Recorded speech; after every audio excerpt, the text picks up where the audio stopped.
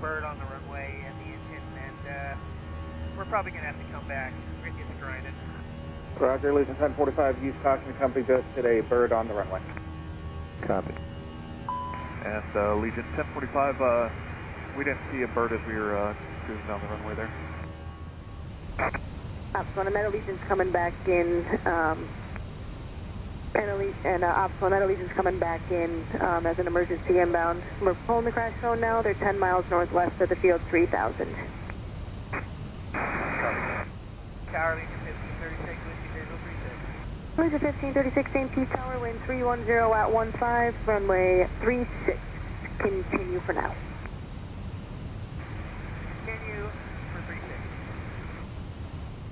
Allegiant 1536, wind 310 at 15, runway 36. Clear to land. Clear to land 36.